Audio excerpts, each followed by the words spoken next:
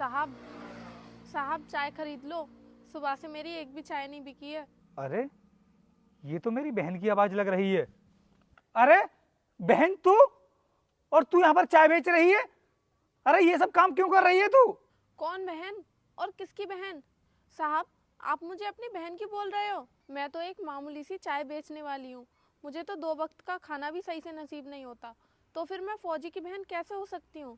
मुझे लगता है साहब आपको ना कोई गलतफहमी हो गई है, शायद इसीलिए आप मुझे अपनी बहन बोल रहे हो। अरे तू ये कैसी बातें कर रही है? मुझे कोई गलतफहमी नहीं हुई है। क्या मैं अपनी बहन को पहचान नहीं सकता हूँ, जिसको मैंने बचपन से पाला हो और बचपन से जो मेरे साथ रही हो? मैं उसको पहचानने में गलती कैसे कर सकता हूँ? पहले तू मुझको ये बता कि तेरी ये हालत कैसे हो गई जो तुझको ये चाय बेचनी पड़ रही है। बहन मैं मानता हूँ कि तू मुझसे नाराज है, क्योंकि काफी लंबे टाइम के बाद मैं बॉर्डर से घर आया हूँ, लेकिन ऐसी कौन सी बड़ी गलती हो गई मुझसे जो तू आज अपने भाई को ही पहचानने से इनकार कर रही है? मेरा भाई तब कहाँ चला गया था जब उसकी बीवी ने मुझे घर से धक्के मार के निकाला था। एक बार भी ये नहीं सोचा कि मैं घर से बाहर निकलने के बाद कहाँ रहूंगी, किसके सहारे रहूंगी। भैया मैं मानती हूँ कि आपकी ड्यूटी ऐसी है कि आपको हर समय बॉर्डर पर रहना पड़ता है, लेकिन इसका मतलब ये तो नहीं कि आप अपनी बहन को ही भूल जाओगे। भैया आज मैं जो दर दर की ठोकरें खा रही हूँ उसके जिम्मेदार सिर्फ आप हो, आप, क्योंकि माँ बाप के गुजर जाने के बाद मेरा एकमात्र सहारा आप ही थे। क्या कहा बहन तूने कि तेरी भाभी ने तुझे घर से निकाल दिया?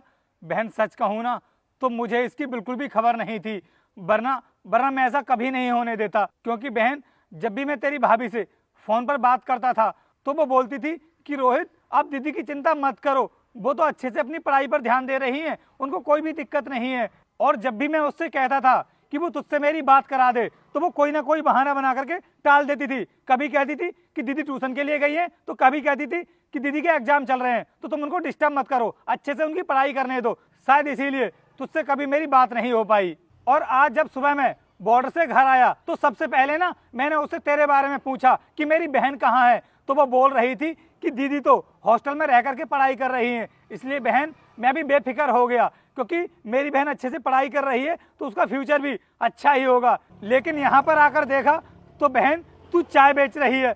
सच कहूँ ना तो मुझे ये सब देख करके बड़ा दुख हो रहा है, लेकिन तू चिंता मत कर, मैं उसको उसके किए की सजा जरूर दूंगा। अभी ना तेरी भाभी हॉस्पिटल के अंदर दवा लेने के लिए गई है, कुछ ही देर में वो वापस आती होगी। क्या कहा भैया आपने कि भाभी ने आपसे ये कहा था मैं हॉस्टल में रह के पढ़ाई कर रही हूँ?